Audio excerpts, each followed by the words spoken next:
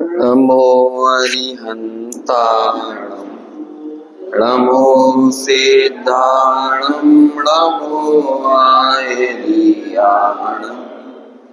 नमो वज्रायाणं नमो लोये सवसाहूणम् मंगलम भगवान वीरो मंगलम गौतमो गणे मंगलम कुंद कुंदाद्यो जैन धर्मोस्तु मंगलम सर्वमंगल मांगल्यम सर्वकल्याणकारकम प्रधानम सर्वधर्मानं जैनं जयतु शास्त्रम् जैनं जयतु शास्त्रम् वन्दित्व सर्वसिद्धे धूमचलमनोवमं गदिं पत्ते वोच्छामि समय पाहुण मिणमो सुधकेवली मणिगम नमः समय साराय स्वानुभूत्या चकासते चित्स्वभावाय भावाय सर्वभावान्तरक्षिते।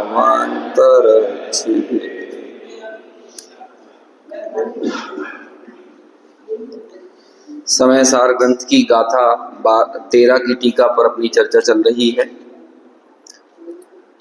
भूतार्थ से जाने हुए जीव अजीव पुण्य पाप आश्रव संवर निर्जरा और बंध मोक्ष, ये जो 9 तत्व हैं, इन 9 तत्वों को भूतार्थ से जानने का नाम सम्यक दर्शन है। इस तरह से शुद्ध नय का जो विषय है, शुद्ध नय किस तरह से हमारे प्रयोजन की सिद्धि करता है, इस चर्चा को यहाँ पर इस गाथा में प्रस्तुत किया है।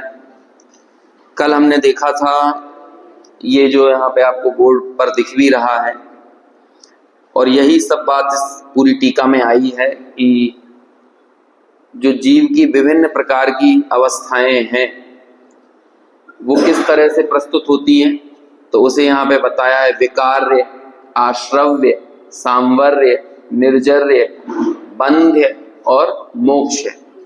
और इन सब अवस्थाओं रूप परिणमित कराने में कारण कौन बनता है, तो सामने लिखा हुआ विकार के कारण जीव विकार्य होता है, आश्रवक के कारण आश्रव्य होता है ना, आश्रव को करने वाला और आश्रव रूप होने वाला। हम लोग भाव आश्रव और भाव बंध की परिभाषाएं पढ़ते हैं, तो कैसे पढ़ते हैं? भाव आश्रव और भाव आश्रव और द्रव्य आश्रव किसे कहते हैं?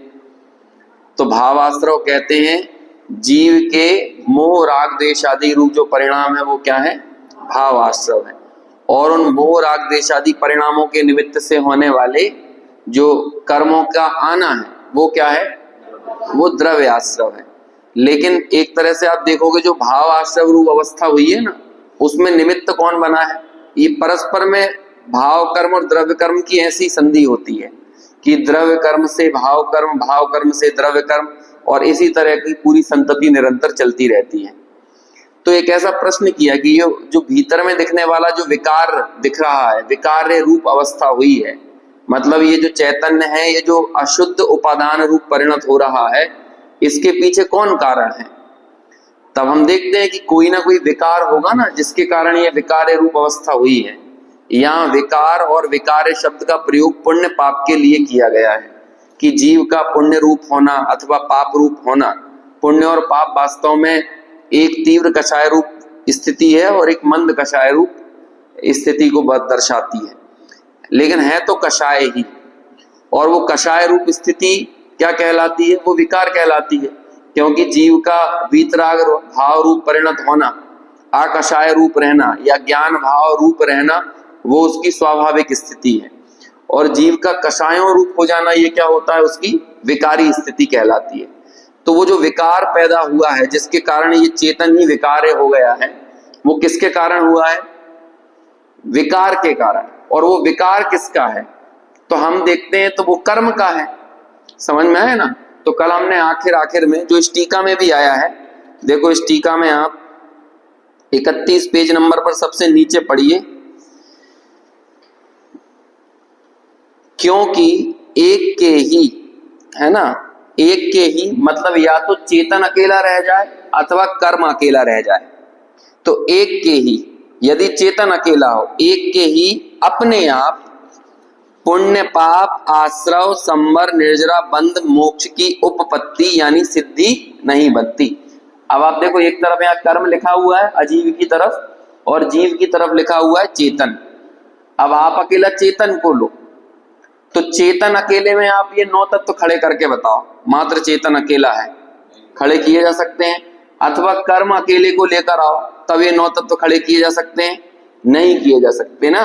तो ऐसे ही 9 तत्वों में जो चेतन की अवस्था हो रही है, चाहे वो विकार हो, आश्रव्य हो, सांवर्य हो, निर्जर्य हो, बंध हो और मोक्ष हो, इन सब में कॉमन फैक्टर क्या है? इन सब में कौन बह रहा है? विकार अवस्था के भीतर भी कौन है? और मोक्ष, सांवर्य, निर्जर्य, ऐसी जो शुद्ध निर्मल अवस्थाएं हैं, उन निर्मल अवस्था के भीतर भी कौन है? तो वहां भी चेतन ही है ना। तो भूतार्थ ने बस इतना कहता है कि इन अवस्थाओं को मत देखो, बल्कि किसे देखो? चेतन को देखो। देखो, प्रवचन सार ग्रंथ में बहुत अच्छी गाथा आती है। गाथा मतलब वो पूरा 99, 100, 101 और 102, ये 4 गाथाएं बहुत अच्छी हैं। और गुरुदेव श्री भी जब इस 13वीं गाथा पे प्रवचन करते हैं तो वो भी 102 नंबर की प्रवचन सार की गाथा को याद करते हैं और वहां पर एक बात पर बहुत ध्यान केंद्रित कराते हैं हमारा। देखो, इन सब जो हमने कल जो टीका पढ़ी थी उसमें हर जगह ये आया था, बंद होने योग्य, विकार होने योग्य, आश्रव होने योग्य। ये होने योग्य क्या है? फिर हम कह रहे हैं कि ये आश्रव हुआ कैसे, ये मोक्ष हुआ कैसे, ये प्रश्न उठता है ना। तो वहां 102 नंबर की गाथा ये कहती है कि उस पर्याय का, उस अवस्था का वो उत्पत्ति क्षण था, मतलब वो उसकी तत्समय की योग्यता थी कि वहां पर वो विकार होना था। आप जबरदस्ती उसके कर्ता बनने क्यों जाते हो? वो तो उसकी उत्पत्ति का क्षण ही था ना, वो उसकी योग्यता थी। यही इस बात पर बहुत ध्यान केंद्रित कराया। होने योग्य, समय सार का मूल प्रतिपाद्य यदि कुछ है ना तो वो इतना है कि निमित्त नैमित्तिक संबंध को हम कर्ता कर्म संबंध नहीं माने बस। क्योंकि इस पूरे संसार में निमित्त नैमित्तिक संबंध बहुत घने हैं। हमें क्या लगता है, उन निमित्त नैमित्तिक संबंधों में हम एक के कर्ता बन जाते हैं और जब कर्ता बनते हैं तो फिर उसके भोक्ता भी बन जाते हैं। और कर्ता भोक्ता बने ही इसलिए हैं क्योंकि किसी ना किसी परद्रव्य में मैं और मेरे की मान्यता पड़ी रहती है। ये मैं और मेरे की मान्यता को ही बोलते हैं एकत्व बुद्धि, ममत्व बुद्धि। और जब एकत्व और ममत्व बुद्धि जहां पनपती है वहां पर कर्तृत्व और भोक्तृत्व बुद्धि भी आए बिना नहीं रहती। अब ये कह रहे हैं कि जो विकार भीतर में पैदा हो रहा है ये किसने पैदा किया? कहते तुम्हें क्या तनाव है इस बात का, क्यों देख रहे हो किसने पैदा किया? ये उस विकार का उपपत्ति क्षण था, ये उसका जन्म क्षण था, ये होना ही था, उस समय होना था। तो कहना हम क्या करें इस उपपत्ति क्षण का? कहले तुम उसके कर्ता क्यों बनते हो, तुम उसके ज्ञाता बनो ना। उस विकार के उपपत्ति क्षण में कौन कौन है, कॉमन फैक्टर कौन सा बह रहा है? क्या है? हाँ, क्रमबद्ध, वो उपपत्ति क्षण से क्रमबद्ध की सिद्धि भी वहीं से होती है। लेकिन अभी हम क्रमबद्ध की तरफ नहीं जा रहे हैं। अभी तो हमें इस गाथा में ये जो बात आई है ना, विकार होने योग्य, बंद होने योग्य, तो कहते हैं वो जो विकार उत्पन्न हुआ ना ये उस समय की उपपत्ति क्षण ही उसका ये था। तो फिर शास्त्रों में तो बहुत सारी बातें आती हैं कि विकार को दूर करना है, पुण्य पाप को की विकारी पर्यायों से भिन्न ज्ञायक भाव का अनुभव करना है। तो कहते हैं तुम अनुभव करोगे कैसे, बताओ? उस ज्ञायक भाव का अनुभव करना कहलाएगा क्या? कैसे हम पुण्य पाप की विकारी अवस्थाओं को दूर कर सकते हैं, कैसे हटाएं? विकार को हटाने के लिए क्या है, कोई फावड़ा कुदाली आती है क्या कि अंदर से विकार को बाहर निकालना है? कैसे विकार बाहर निकलेगा? उसका तरीका क्या है? हमारे पास साधन कौन सा है बोलो अपने विकार को दूर करने का? कौन सा साधन है हमारे पास? कोई है तरीका? किसी तीर्थ यात्रा पर जाकर हम विकार को दूर करें, कोई उपास करके, व्रत करके? कौन सा ज्ञायक के पास कौन सा साधन है जिससे वो विकार दूर करे? अपनी तरफ दृष्टि मोड़ना, या मतलब वो अपनी तरफ दृष्टि मोड़ना में हम ये बताना चाह रहे हैं कि ज्ञायक का काम जानन स्वभाव है, जानन जानन जानन जानन पना, ये ज्ञायक का स्वभाव है, और बस ज्ञाता बने रहना यही विकारों से निवृत्त होने का एकमात्र उपाय है।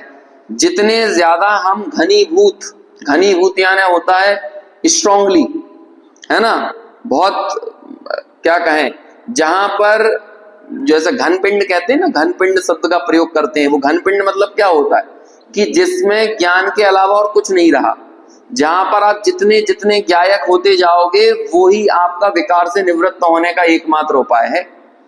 तो फिर अब ज्ञाता होते समय हमारे लिए ये चीज दिख रही है कि नहीं, अरे ये इतना कर्म है, इतना आश्रव है, इतना बंध है, इतना विकार है, तो क्या करें, उसका क्या कर सकते हैं? कुछ नहीं कर सकते, जान ही सकते हो। आप ये देखो इन 9 तत्वों की अवस्थाओं में तुम कहां हो, तुम्हारा संबंध कहां है। ये तो हमें अजीब भी मजबूरी में लिखना पड़ा। किस लिए लिखना पड़ा? क्योंकि जब एक जीव होगा तो बाकी जो कुछ रह जाता है वो क्या रह जाता है, वो सिर्फ अजीब रह जाता है। इसलिए हमको वो अजीब बताना पड़ा, अजीब की तरफ से बताना पड़ा। अदरवाइज जब जीव अपने चैतन्य स्वभाव में ही रह गया, एकमात्र मात्र ज्ञायक तत्व रूप ही अपने आप को अनुभव कर रहा है, तब तो अजीब की याद ही नहीं आ रही ना। और यदि अजीब की याद आएगी तो आपको बाकी के 9 तत्व भी दिखने लगेंगे, और तब ध्यान नहीं हो सकता, अजीब की तरफ दृष्टि जाने पर ध्यान नहीं हो सकता है। ये तो बहुत पहली भूमिका में अलग कर दिया जाता है। जिस भांति प्रज्ञा छेनी से पर से विभक्त किया इसे, ये प्रज्ञा छेनी का शुरुआती चरण है, जब हमने पर से विभक्त कर दिया। लेकिन अब करना क्या है, मूल काम क्या है? उस भांति प्रज्ञा छेनी से, अब उसी ज्ञान भाव से क्या करना है, अरे ग्रहण करो इसे, जो रह गया ना मेरे रूप से, मैं पने से, जो इन 9 तत्वों में पसरा हुआ एक ज्ञायक भाव है, अब कहते हैं एकमात्र इसको ग्रहण करो। अब इसे ग्रहण करने की टेक्निक क्या है, क्या साधन है? ज्ञायक के पास ज्ञान के अलावा कोई साधन नहीं है।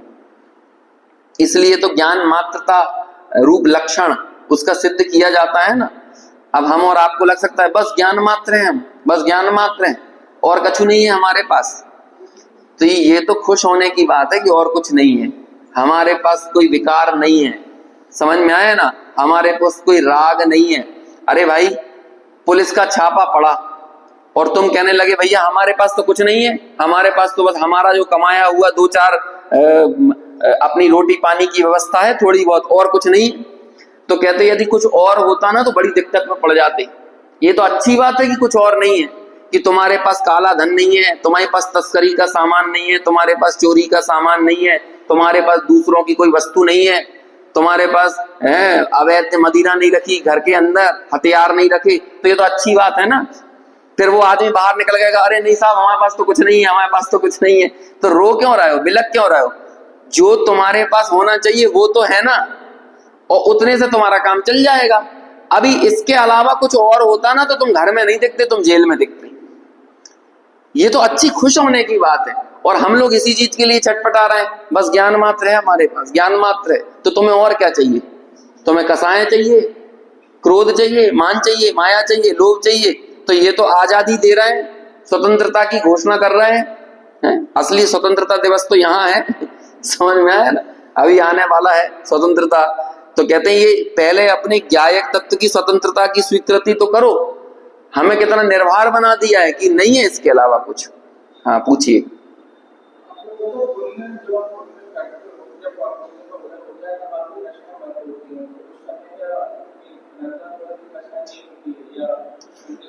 इनका कोई संबंध नहीं है, पुण्य पाप इन अनंतानुबंधी वगैरह में कहीं लगते ही नहीं है। ये तो सिर्फ ये होता है कि मंद कसाय रूप परिणत होने में थोड़ा सा प्रशस्त कर्मों का स्थिति अनुभाग विशेष बंधता है बस। पुण्य, ये कसायों में तो पुण्य पाप है ही नहीं।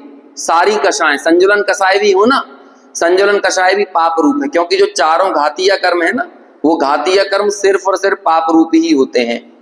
ये पुण्य पाप का बंटवारा किया जाता है तो अघातीय में किया जाता है। दुनिया का इतना ज्यादा फोकस है इन पुण्य पाप के ऊपर, जबकि जैन दर्शन कहता है कि ये पुण्य पाप कुछ चीज ही नहीं है, अघातीय है। इससे हमारे सुख और दुख का वास्तव में कोई संबंध नहीं है पुण्य पाप से। तो वो तो बहुत स्थूल चीज है। ये तो क्या करें कि अभी अनादि काल से अपनी बड़ी स्थूल बुद्धि पड़ी हुई है ना पुण्य पाप में। दुनिया जानती है पुण्य पाप को, क्योंकि दुनिया को बस पुण्य पाप ही दिखता है, दुनिया को भीतर की भूल नहीं दिखती। एक दिन मैंने वाक्य प्रयोग किया था कि जो पहाड़ जैसा दुख है ना, पहाड़ जैसी जो समस्या है, वो हमको राई जैसी भी नहीं दिखती है, और जो राई जैसी ये पुण्य पाप राई जैसी समस्या है, लेकिन ये पुण्य पाप हमको पहाड़ जैसे दिखते हैं। दिख रहे हैं कि नहीं, पहाड़ से भी बड़े। लेकिन जो हमारे अंतर का विपरीत अभिप्राय है, ये पहाड़ जैसी समस्या है, लेकिन इसे हम राई जैसा भी नहीं मानते। कोई उसको दूर करने के लिए कोई हमारे अंदर कोई छटपटाहट, कोई उत्कंठा, कोई अंदर में कोई ऐसी रुचि देखने को ही नहीं मिलती।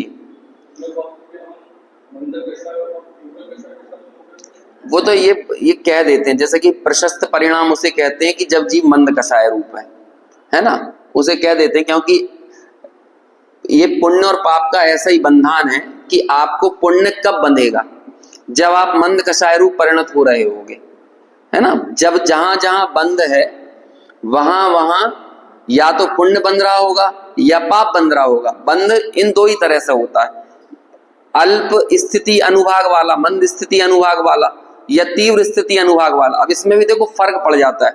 कई बार कुछ अनुकूलता का वेदन कराने वाली प्रकृतियां विशेष होती हैं, तो जब उनका अनुभाग ज्यादा होगा तो हमको वो अच्छा लगने लगता है।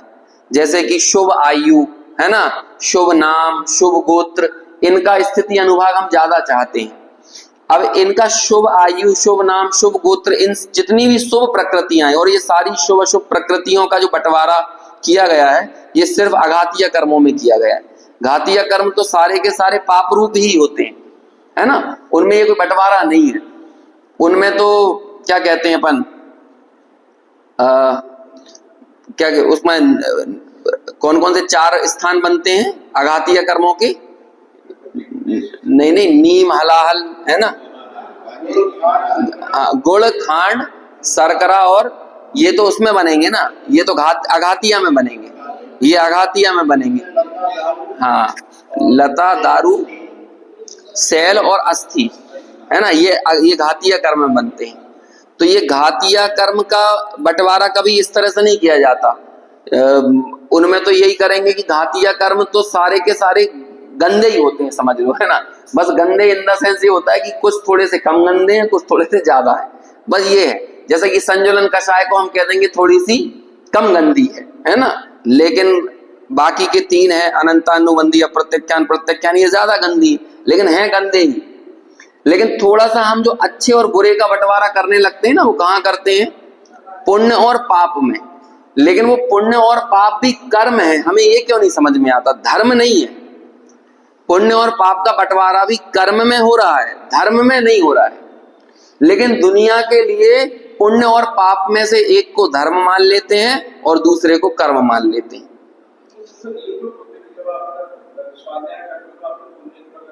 हाँ, तो बन रही है ना पुण्य की प्रकृति।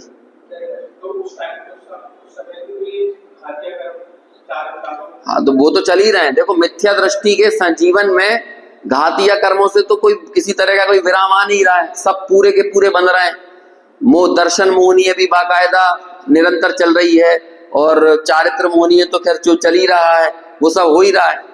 इसलिए मिथ्या दृष्टि जो थोड़ा बहुत पुण्य संचय करता भी है ना, उसको कोई काउंट नहीं किया जाता, क्योंकि सम्यक दृष्टि के जीवन में बनने वाला जो साता वेदनीय होता है ना, उसका स्थिति अनुभाग बहुत ज्यादा होता है, और उसकी निर्जरा भी बहुत ज्यादा होती है। मिथ्या दृष्टि की तो सम्मर निर्जरा मानी नहीं गई है। यदि उस निर्जरा को कहते भी हैं तो कहते हैं साविपाग निर्जरा। तो साविपाग निर्जरा में कोई दम नहीं है, मोक्ष मार्ग में कार्यकारी नहीं है साविपाग निर्जरा। फल देकर खिर जाए, फल दे के खिर जाए, इसमें कोई बड़ी दम नहीं है। आप सत्ता में पड़े हुए कर्मों को ही खत्म कर दो, इस बात में दम है, और इससे मोक्ष मार्ग का सीधा संबंध है। खैर चलो, अभी उस तरफ हमको नहीं जाना, इधर ही फोकस रहना है। देखो, चर्चा करते समय बहुत इधर उधर की बातें आती हैं, हमें अपने आप को डाइवर्ट नहीं करना चाहिए, नहीं तो ये विषय चला जाएगा, है ना। और वो तो जिनवाणी के सारे विषय एक दूसरे से इंटरलिंक हैं, एक व्याख्यान में पूरी बात आ नहीं सकती, इसलिए सिस्टमेटिकली हमको पूरी चर्चाएं करना पड़ता है। मैं तो सिर्फ इसलिए बता रहा हूं कि विकार को बताना चाह रहा हूं, अब देखो हमें पुण्य पाप दिखने लगा ना तो हम समय सार को छोड़ देंगे। हमें तो एक ज्ञायक भाव दिखाना है भाई साहब, कब तक इनमें उलझे रहेंगे? पुण्य पाप को थोड़ी देखते रहना है, जाने दो पुण्य पाप जैसा होता होगा, क्या करना है मंद कसाय और तीव्र कसाय में? क्या हमारा इतना अट्रैक्शन क्यों पड़ा हुआ है इस मंद कसाय और तीव्र कसाय में? हमें ज्ञायक भाव के एकत्व व्यक्त आत्मा देखना है। अब ये एकत्व व्यक्त आत्मा देखने में यदि वो बंद की कथा याद आने लगी ना तो एकत्व व्यक्त आत्मा स्खलित हो जाएगा, हाथ से चला जाएगा। आप शांति से धैर्य से सुनते रहो, हमें आपको सिर्फ ये बताना है कि 9 तत्व की संतति में ज्ञायक भाव कहाँ छुपा हुआ है, और उन 9 तत्व की संतति में ज्ञायक भाव बाहर उभर के आना चाहिए, बस सीधी बात ये है। अब मैं वो जो एक तो मैंने वो जन्म क्षण वाली बात बताई गाथा 102 पर, एक की ये विकार हुआ तो कैसे हुआ, तो कहने लगे उसकी अपनी योग्यता से, ठीक है ना, उसके कर्ता बनने की कोई जरूरत नहीं है। अब दूसरी बात समझो, एक बहुत सुंदर पंक्ति आती है गाथा नंबर 100 में, प्रवचन सार की गाथा 100 में, देखो मैं पढ़ के ही बता देता हूं।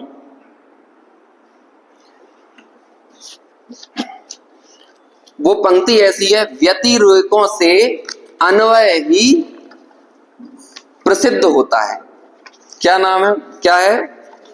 व्यतिरेकों से अन्वय ही प्रसिद्ध होता है। देखो मैं पढ़ के बताता हूं और एकदम व्यवस्थित शब्दों से पढ़ के बताता हूं उसे।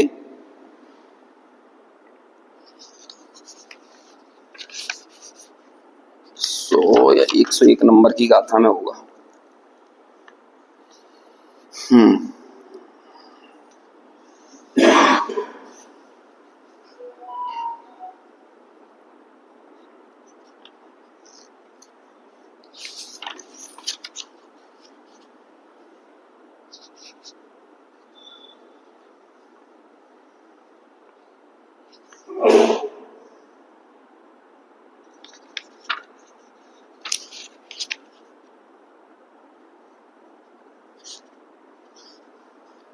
देखो यहाँ पे थोड़ा सा ऊपर से पढ़ता हूं मैं इसे।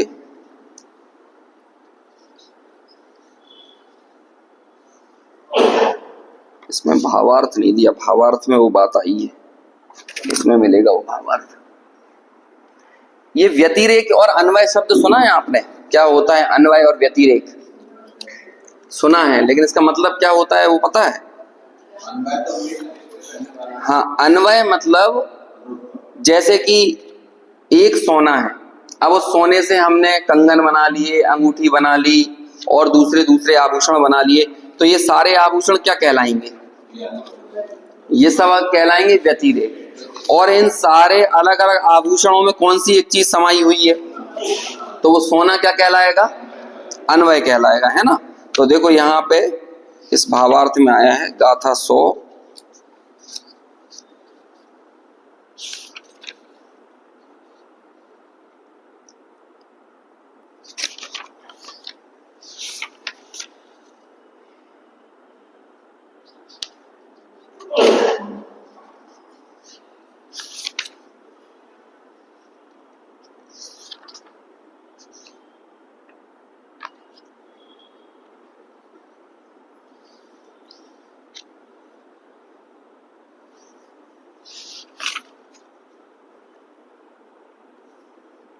एकदम से वो लाइन एकदम मिलती नहीं है, लेकिन मैं ये इसमें एक जगह ऐसे पूरा अन्वय व्यतिरेक उत्पाद व द्रव्य को समझाया है ना। फिर उसके बाद एक जगह आया जैसे कि जितने उत्पाद वे हैं ना, यानी अलग अलग अवस्था, एक अवस्था आई एक अवस्था गई, उन सारे व्यतिरेकों में एकमात्र अन्वय प्रसिद्ध होता है। ऐसी एक लाइन आती है। इसे ऐसा समझिए जैसे कि हम फल खरीदने गए कहीं पे, तो हमने उससे बोला कि फल दे दो भाई, तो वो क्या बोलेगा? बोलेगा कि भाई अंगूर चाहिए, अनार चाहिए, एप्पल चाहिए। तो हमने क्या बोला उससे कि नहीं, हमें फल दो, ये अंगूर, अनार, आम, एप्पल ये क्यों पूछ रहे हो? तो कहते हैं भैया ये जो पूरा ठेला लगा हुआ है ना, ये फल का ही ठेला है। तो कहते हैं जब फल का ठेला है तो फल दो ना। तो कहते हैं तुम इसमें जिसको भी उठाओगे ना, वो क्या हाथ में आएगा तुम्हारे? वो फल ही हाथ में आएगा। तुम तो अपना प्रयोजन बताओ कि तुम्हें क्या चाहिए। यदि तुम इन विभिन्न विभिन्न अवस्थाओं को देखोगे तो उन अवस्थाओं को मात्र देखने से, यदि तुम अन्वय को ग्रहण नहीं करोगे, हमें डॉक्टर ने बोल दिया कि भाई रोज सुबह फल खाया करो, तो अब हम चले गए बाजार फल ढूंढने के लिए। अब बोलो फल कहाँ मिलेंगे, और हम गए अगले दिन कि हमें डॉक्टर ने बोला है कि फल दो, तो वो बोलता है कि भैया बोलो कौन सा फल चाहिए, क्योंकि ये जितने भी अंगूर अनार आम रखे ना, इन सब में क्या है, इसमें फल पना विद्यमान है। मैं ये बताना चाह रहा हूं कि ये जितनी विविध विविध अवस्थाएं हैं ना, इनमें अन्वय कौन सी चीज है।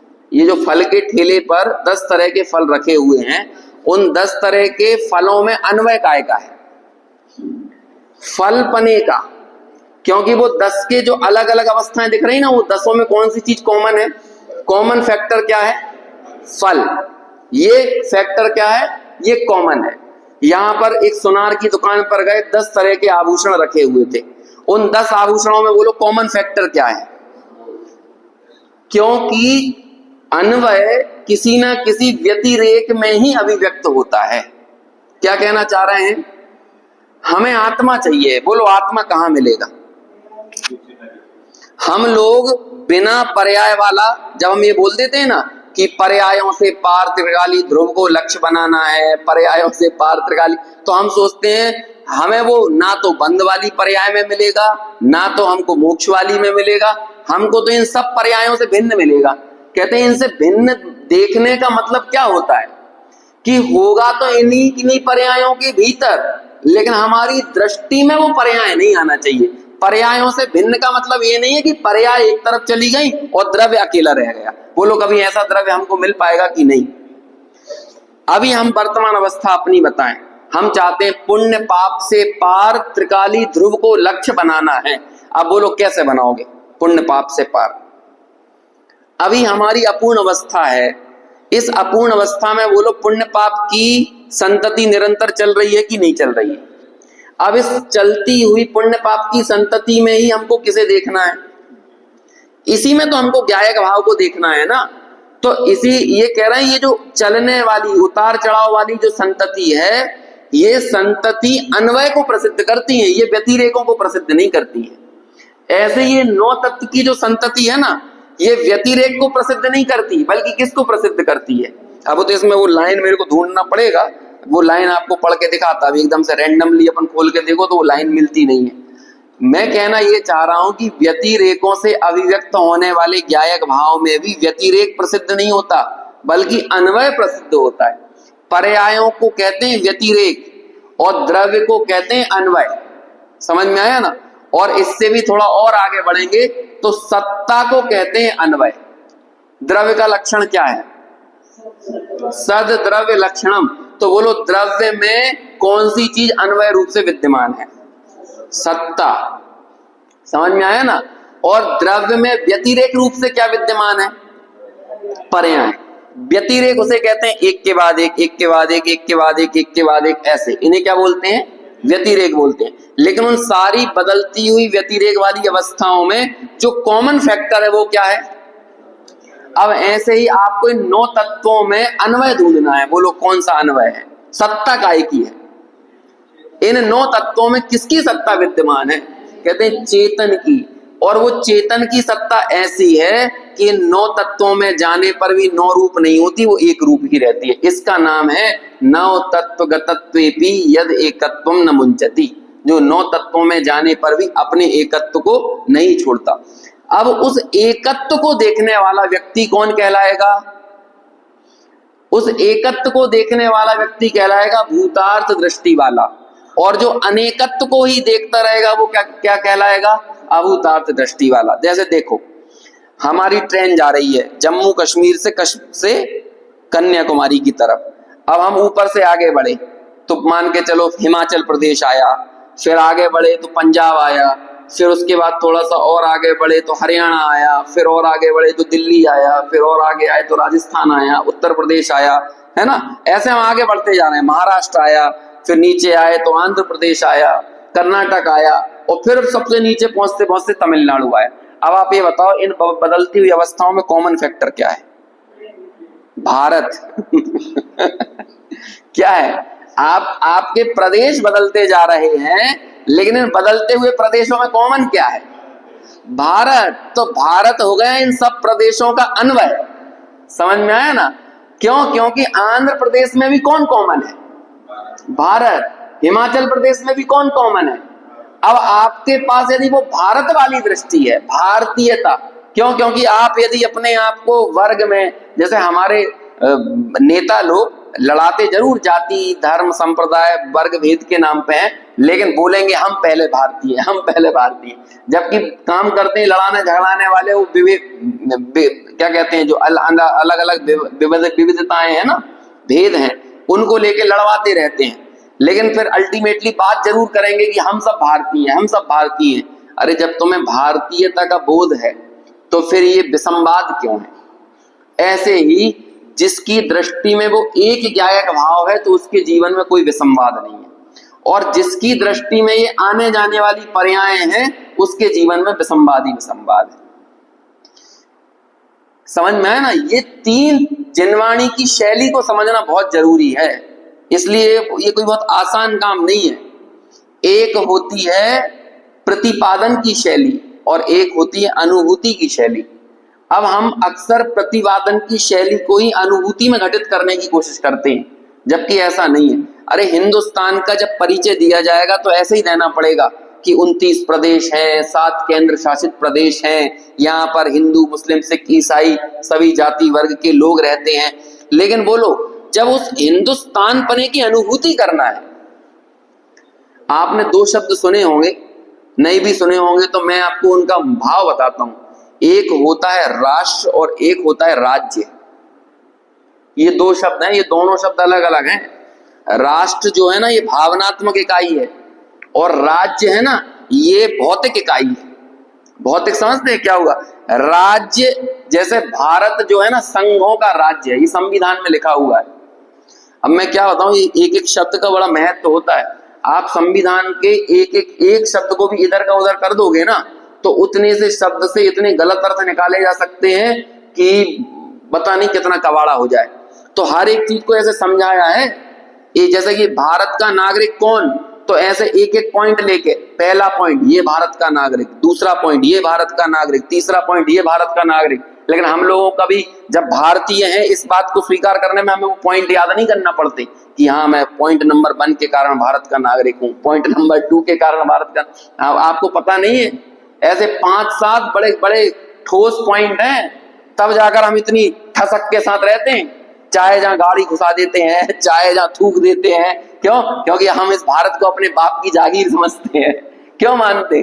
क्योंकि हमें लगता है कि ये भारत। लेकिन आप संविधान से पूछो, उस संविधान में हमारे भारतीय होने के पीछे बहुत सारे उपबंध दिए हुए हैं, और एक शब्द भी इधर का उधर कर दे ना। एक शब्द था, आपको बताते, इमरजेंसी लगी थी 1975 में, मालूम क्यों? कौन से शब्द? एक शब्द था संविधान में, आंतरिक गड़बड़ी। अब ये आंतरिक गड़बड़ी की अपनी व्याख्या कर लो आप। आंतरिक गड़बड़ी कुछ भी हो सकती है। इंदिरा गांधी 13 राज्यों में चुनाव हार गई तो आंतरिक गड़बड़ी। अब ये कोई आंतरिक गड़बड़ी थोड़ी होती है। बाद में संविधान का संशोधन किया गया 1976 में, उस आंतरिक गड़बड़ी शब्द को हटाया गया और उसकी जगह लिखा गया सशस्त्र विद्रोह।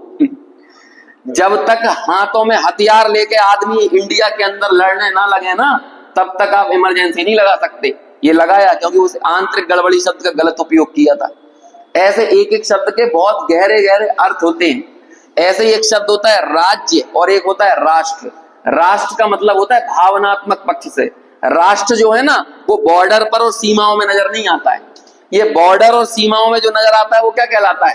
राज्य नजर आता है। तो ये जो राज्य है ना ये क्या है? ये है नव तत्व। लेकिन उन नव तत्वों में छुपी हुई जो राष्ट्रीयता की भावना है, ये क्या है? उन राज्यों में छुपी हुई एकत्व की भावना। समझ में आया ना?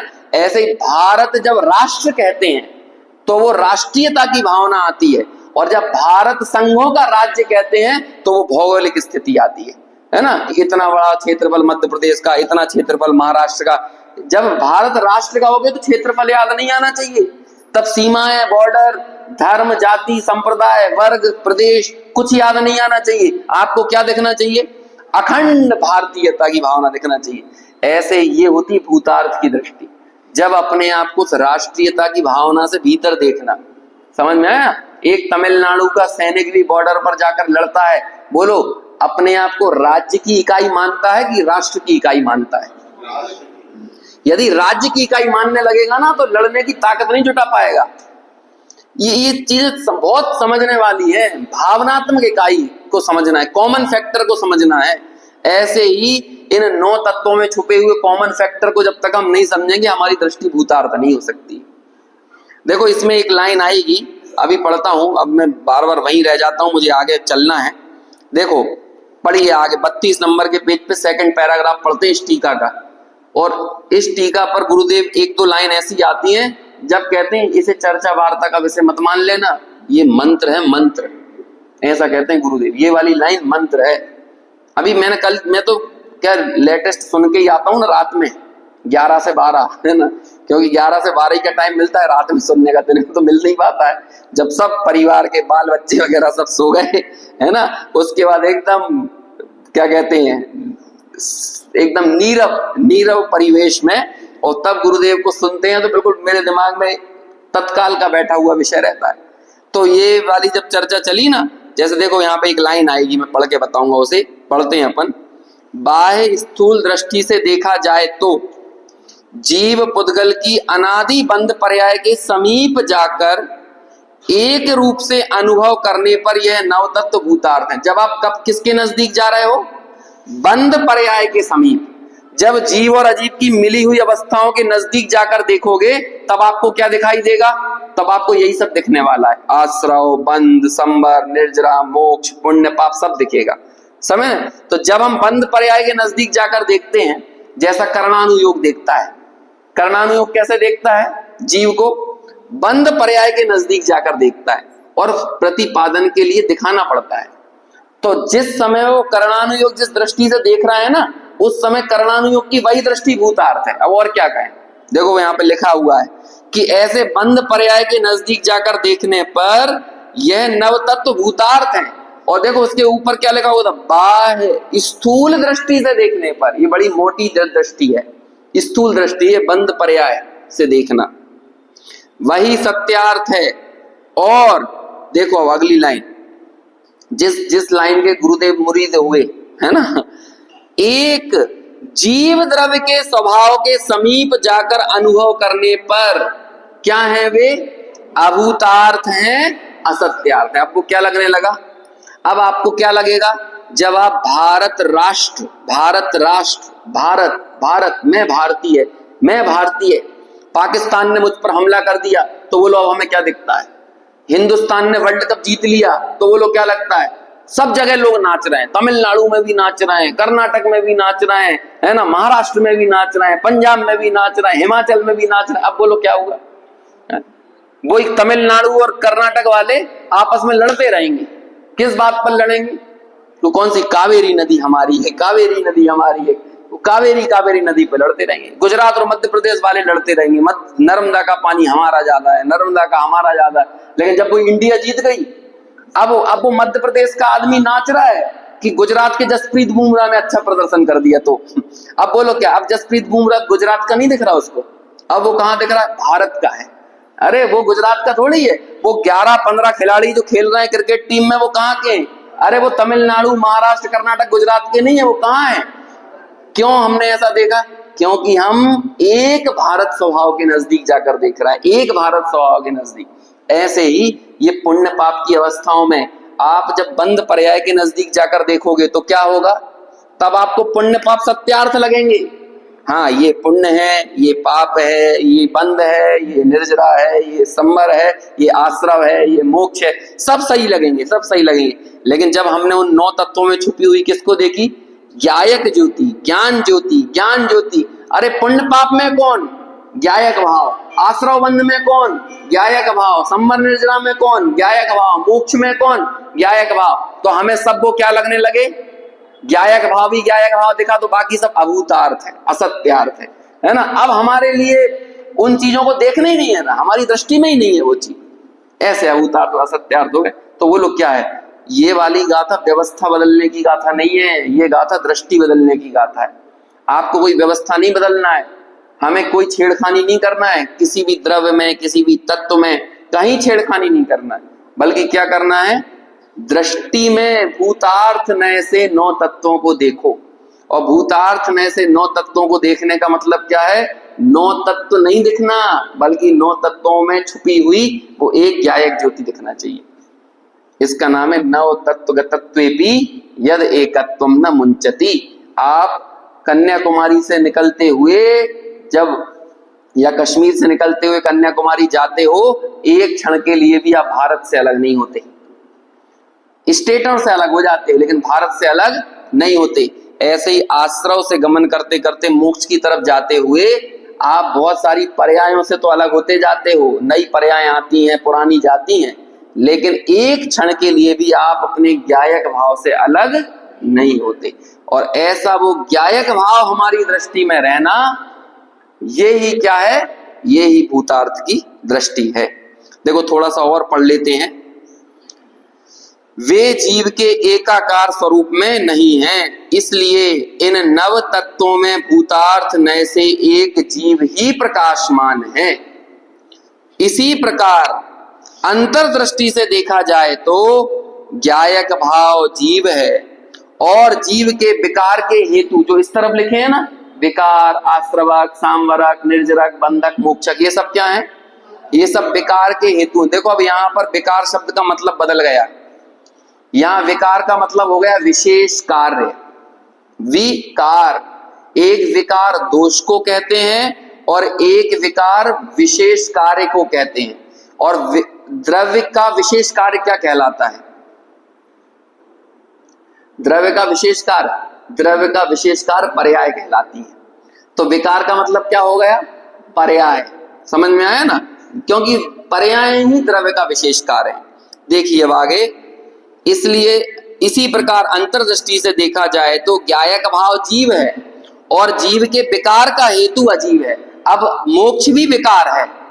क्यों विकार है? क्योंकि वो विशेष कार्य है, क्योंकि वो पर्याय है, इसलिए मोक्ष भी क्या हो गया? विकार है ना।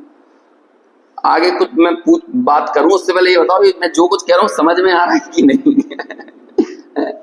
क्योंकि 3-4 दिन से बस अपनी चर्चा चल रही है तो बहुत छोटी सी बात, लेकिन उस छोटी सी बात को समझाने का तरीका, बस वो समझना है यहाँ पे। बस वो उस तरीके को यदि हम समझ गए और दृष्टि बदल गई तो सम्यक दर्शन हो जाएगा और इतना बड़ा काम हो जाएगा, है ना। देखो आगे पढ़ते हैं। पुण्य, पाप, आश्रव, संबर, निर्जरा, बंध तथा मोक्ष, ये जिनके लक्षण हैं, ऐसे केवल जीव के विकार हैं। ये सब जीव की विशेष पर्याय हैं, इसलिए वो विकार हैं। और पुण्य, पाप, आश्रव, संवर, निर्जरा, बंध तथा मोक्ष, ये विकार हेतु केवल अजीव है। जो विकार रूप परिणमित हो रहा है, विशेष कार्य रूप परिणमित हो रहा है, वो तो जीव है। और उस विशेष कार्य रूप जो परिणमित करा रहा है, वो सब क्या है? वो सब अजीव है। विकार होना जीव है और विकार का हेतु जो है वो अजीव है। ऐसे यह नव तत्व जीव द्रव्य के स्वभाव को छोड़कर स्वयं और पर जिनके कारण है, ऐसी एक द्रव्य की पर्यायों के रूप में अनुभव करने पर भूतार्थ हैं। और सर्वकाल में अस्खलित एक जीव द्रव्य के स्वभाव के समीप जाकर अनुभव करने पर वे अभूतार्थ हैं, असत्यार्थ हैं। जब तक हम उन विशेष कार्यों के नजदीक जाकर अनुभव करेंगे, तब तक वो पुण्य, पाप, आश्रव, बंध हमको सब कैसे लगेंगे? भूतार्थ लगेंगे। लेकिन जब हम उन सब से रहित जो कॉमन फैक्टर है, ऐसे चैतन्य के नजदीक जाकर उन सबको देखेंगे तो वो क्या लगेंगे? सब झूठी बातें हैं, सब अभूतार्थ हैं, सब नैमित्तिक हैं, है ना। तो जहां निमित्त नैमित्तिक संबंध कहाँ होता है? 2 द्रव्यों में होता है। कहाँ होता है निमित्त नैमित्तिक संबंध? 2 द्रव्यों में। तो हमें 2 द्रव्य रूप अपनी अवस्थाओं को देखना ही क्यों है? मोक्ष में बोलो कौन सा विकार है? मोक्ष में परद्रव्य की सापेक्षता कहाँ है? परद्रव्य का यानी कर्मों का छूटना, ये अपेक्षा होगी ना परद्रव्य की मोक्ष के लिए। आश्रव और बंध में परद्रव्य की क्या अपेक्षा है? आश्रव बंध में कर्मों का बंधना, ये अपेक्षा है। और मोक्ष में कर्मों का छूटना। लेकिन आपको मोक्ष में भी याद कौन आ रहा है? कर्म ही तो याद आ रहे हैं। तो जब आपको दूसरा द्रव्य याद आया, तब आपने कहीं ना कहीं अपने द्रव्य पर से दृष्टि हटा दी। इसलिए तो कह रहे हैं कि आपको वो 9 नहीं दिखना चाहिए, उन 9 में 1 दिखना चाहिए, क्योंकि निर्विकल्पता की सिद्धि एक को देखने से होती है, निर्विकल्पता की सिद्धि अनेक को देखने से नहीं होती है। और यह निर्विकल्प स्वसंवेदन कराने के लिए, सम्यक दर्शन कराने के लिए वो भूतार्थ दृष्टि का जन्म करवा रहे हैं, वो पैदा होना चाहिए। ऐसे सर्व काल में आस्खलित, अरे हमेशा आस्खलित, ज्ञान भाव से आस्खलित, है ना। गुरुदेव जब इसकी चर्चा करते हैं तो कहते हैं कि देखो कि जिस काल में अक्षर के अनंत विभाग ज्ञान बचा, अक्षर के अनंत विभाग ज्ञान रह गए निगोद अवस्था में, बोलते हैं वो कि ये आलू प्याज का आप छोटा सा राई बराबर कण लो तो उसमें अनंत निगोद शरीर है और उस एक एक शरीर में अनंत जीव रह रहे हैं। जब मैं उस अवस्था में था ना, तब भी मैं क्या कह रहे हैं, अपने से आस्खलित था, अपने स्वभाव से क्या था, आस्खलित, क्योंकि जो ज्ञान भाव है वो तो मुझ में था ही ना। ज्ञान की घटोतरी और बढ़ोतरी मत देखो, ज्ञान भाव तो तब भी विद्यमान था ही ना। ये है मेरा आस्खलन कि मैं आज तक अपने ज्ञान भाव से स्खलित नहीं हुआ। ऐसे आस्खलित एक जीव द्रव्य के स्वभाव के समीप जाकर अनुभव करने पर वे अभूतार्थ हैं, असत्यार्थ हैं। 9 तत्व अभूतार्थ और असत्यार्थ हैं। इसलिए इन नव तत्वों में भूतार्थ नय से कौन प्रकाशमान है, एक जीव ही प्रकाशमान है। इस प्रकार यह एकत्व रूप से प्रकाशित होता हुआ शुद्ध नए रूप से अनुभव किया जाता है, और जो यह अनुभूति है वही क्या है, सो आत्म ख्याति ही है ना। आत्म ख्याति है मतलब आत्मा की पहचान ही है। अब हमने पकड़ लिया ना आत्मा को 9 तत्वों में, और हमें करना क्या था, पुण्य पाप को देखना था। बोलो क्या करना था हमको, हमें वो गुण स्थान और मार्गण स्थान भी समझना था, तो इसलिए तो समझना था ना कि आत्मा तक पहुंच सके। अब आत्मा तक पहुंचे नहीं तो हमने गुण स्थान मार्गण स्थान के भी वास्तविक प्रयोजन को सिद्ध किया। ऐसे ही हमने ये 9 तत्वों की, 7 तत्वों की, 9 पदार्थों की, जीवास्तिका की, इनकी जो चर्चा की, ये किस लिए थी, आत्मा की ख्याति होना चाहिए, आत्मा की पहचान होना चाहिए। और जब हमने 9 तत्वों में एकमात्र उस कॉमन फैक्टर, उस चैतन्य भाव को पकड़ लिया, कहते यही आत्म ख्याति है। और जो आत्म ख्याति है वही क्या है, वही सम्यक दर्शन है। आपको सब में, सब तत्वों में, सर्व पर्यायों में एक ज्ञायक भाव दिखना, उसका ही नाम सम्यक दर्शन है। और ये नियम है। इस गाथा की शुरुआत यहां से हुई थी, सम्यक दर्शन के नियम रूप गाथा है ये। बाकी किसी भी चीज से सम्यक दर्शन का नियम नहीं बनाया जा सकता, लेकिन भूतार्थ से नव तत्वों के जानने में सम्यक दर्शन का नियम है। नियम समझते, अकाट्य नियम। अकाट्य जैसे अग्नि गर्म होती है, अग्नि के संसर्ग में आने पर चीजें जलेंगी, ये अग्नि की उष्णता, अग्नि की दाहकता, ये इसका नियम है। ऐसे ही भूतार्थ ने से 9 तत्वों को जानने से सम्यक दर्शन होगा होगा होगा होगा। ये क्या है, ये नियम है। क्यों, क्योंकि आपने उन 9 तत्वों में ज्ञायक भाव को देख लिया, यही आत्म ख्याति है, और यही क्या है, यही सम्यक दर्शन है। इस प्रकार यह सर्व कथन निर्दोष हैं, बाधा रहित हैं। जब हम 9 तत्वों की संतति बताते थे, वो कथन भी निर्दोष थे, क्योंकि तब हम बंद पर्याय के नजदीक जाकर देख रहे थे। और जब हमें हमारे ज्ञायक भाव में प्रतिष्ठित होना है, हमें आत्मा की ख्याति करना है, सम्यक दर्शन करना है, अपने प्रयोजन की सिद्धि करना है, तो हमने एक ज्ञायक स्वभाव के नजदीक जाकर देखा। और जब हमने उस एक ज्ञायक स्वभाव के नजदीक जाकर देखा, तो हमें ये 9 तत्वों की संतति अभूतार्थ दिखने लगी, असत्यार्थ दिखने लगी, आत्मा की ख्याति हो गई, सम्यक दर्शन हो गया। तो ये एक सम्यक दर्शन की विधि है। इस तरह से यहाँ पर ये अपनी चर्चा पूरी होती है। अब इसके बाद कुछ कलश आएंगे और एक टीका भी आएगी, है ना, थोड़ी सी और एक्स्ट्रा टीका। एक्स्ट्रा टीका मतलब वो किसी गाथा पे टीका नहीं लिखी, वो कुछ अमृत चंद्राचार्य ने अपनी तरफ से लिखा कि जिस शुद्ध नय से अभी तक हम आत्मा को समझ रहे थे ना, वो शुद्ध नय भी कहीं और गुम हो जाएगा, है ना, वो भी चला। क्योंकि अब आपको एकमात्र आत्मा मिल गया है ना, आप शुद्ध नय से क्या लेना देना। शुद्ध नय तो उपाय था। जब आपको उपेय यानी होता है उपाय से जिसकी सिद्धि होती है, वो कहलाता है उपेय। तो जब उपेय मिल गया, तब उपाय याद करने की क्या जरूरत है। तो इसलिए वो उपाय भी चला जाएगा, ऐसे प्रमाण चला जाएगा, नय चला जाएगा, निक्षेप चला रह जाएगा, और कौन रह जाएगा? एकमात्र आत्मा रह जाएगा। और जिसने उस आत्मा को देख लिया उसने पूरा जिन शासन देख लिया। अगली गाथा आएगी 14वें नंबर की, जो पश्यति अप्पाणम सो पश्यति जिन शासनम सब्बम। जिसने आत्मा को देख लिया उसने पूरे जिन शासन को देख लिया, बस वो श्रुत केवली हो गया, वो केवली हो गया, है ना। ऐसी चर्चा आएगी। अभी अपन यहीं विराम लेते हैं, अब चर्चा अपनी सोमवार को चलेगी, है ना। कल मैं रहूंगा नहीं भोपाल में।